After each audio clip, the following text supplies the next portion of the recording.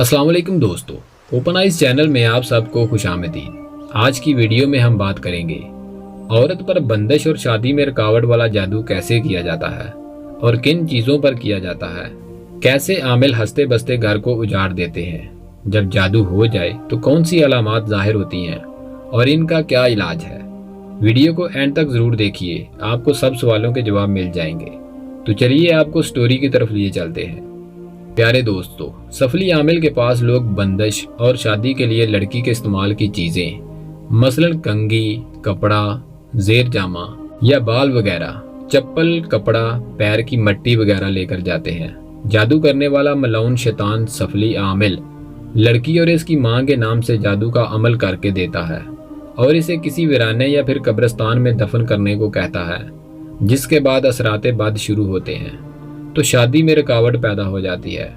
बाद औक़ात जादू का अमल ताले यानी कुफल पर किया जाता है और इसे किसी बड़ी नहर और दरिया या तालाब वगैरह में डाला जाता है।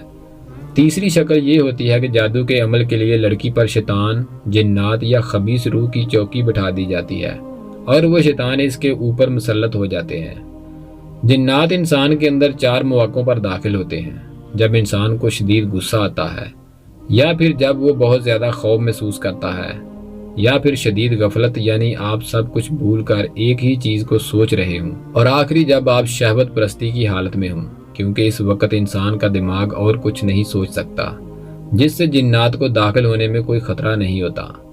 दर हकीकत जिन्नात का इंसान में दाखिल होना जिन्नात के लिए बहुत ख़तरनाक होता है, क्योंकि दाखिल होते वक्त अगर इंसान आयतुल कुर्सी या जिन्नात और जादू के शर से महफूज रखने वाली आयात पढ़ रहा हो तो वह जिन इसी वक्त जल जाता है। इसलिए ये तभी दाखिल होता है जब इंसान अल्लाह के कलाम को भूल जाए और जिन को यकीन हो कि अब ये शख्स 1-2 घंटे तक बिल्कुल भी अल्लाह को याद नहीं करेगा। वो एक कमज़ोर कड़ी होती है जब वो जिन इंसान में दाखिल हो जाता है और फिर इसके दिमाग को कंट्रोल कर लेता है, जिससे इंसान अजीब अजीब हरकतें करता है। अगर किसी औरत या मर्द पर यह जादू हो जाए तो इसकी मंदरजा ज़ैल अलामात होती हैं। 1. अक्सर सर में शदीद दर्द होना और किसी इलाज से फ़ायदा ना होना और हर वक्त सर भारी रहना।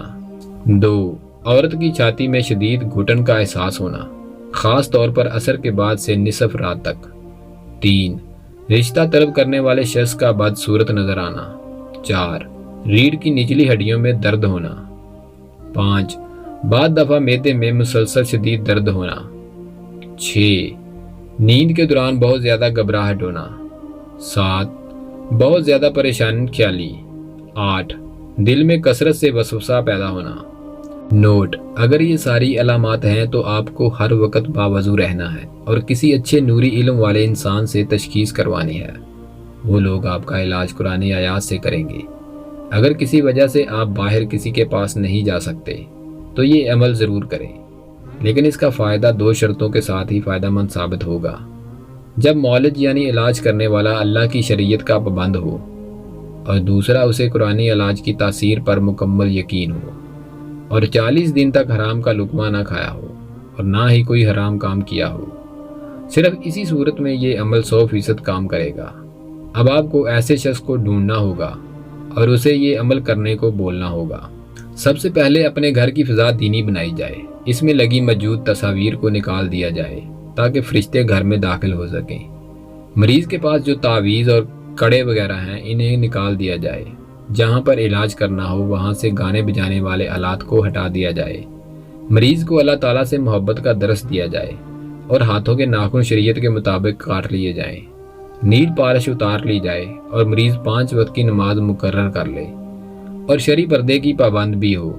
इसके बाद वो शख्स पानी पर इन सूरतों को दम करे। मौज़ात यानी सूरह इखलास, अल फलक, अल नास।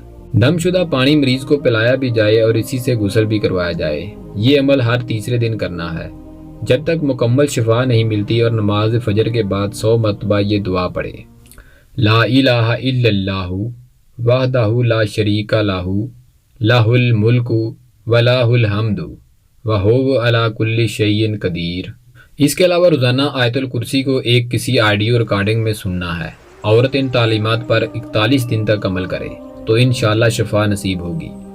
और अगर जिन अंदर मौजूद हो तो इस लड़की या लड़के को मिर्गी का दौरा पड़ेगा और जिन आपसे गुफ्तगू करेगा اور آپ اسے نگل جانے کے لیے حضرت سلیمان علیہ السلام کی قسم دیں اور قرآنی آیات کو تلاوت کریں، وہ جن بھاگ جائے گا۔ لیکن ان سب کاموں میں کوتاہی نہیں ہونی چاہیے۔ انشاءاللہ مریض کو شفا مل جائے گی۔ شکریہ، خدا